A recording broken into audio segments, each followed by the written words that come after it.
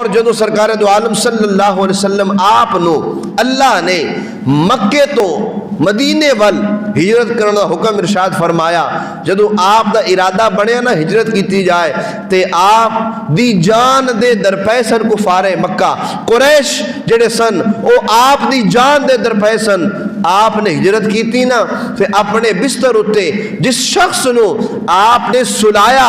اس شخص دا نام ہے علی المرتضی شیر خدا کرم اللہ تعالی وجہ الکریم۔ سرکار نے فرمایا کہ اے علی اے ساوی چادر لے کے میرے بستر تے لیٹ جا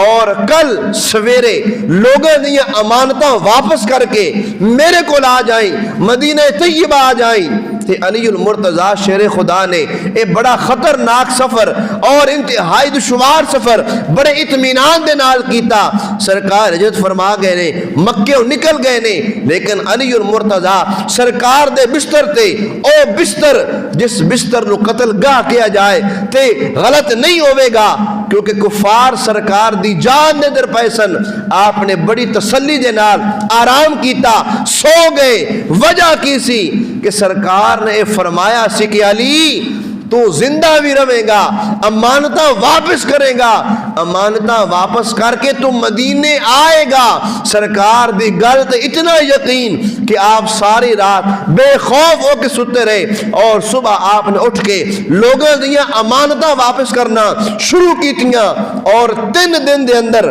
آپ نے لوگوں دیا امانتاں واپس کیتیاں اور مکیوں نکل گئے ہجرت دے واسطے، سرکار دی بارگاہ وچ پہنچن دے واسطے مکیوں نکل گئے۔ اور حضرت کلثوم رضی اللہ تعالی عنہ دے مکان دے اندر سرکار جلوہ فرما سن، حضرت علی وی سرکار دے نال، حضرت کلثوم رضی اللہ تعالی عنہ آپ دے مکان دے اندر تشریف فرما ہو گئے۔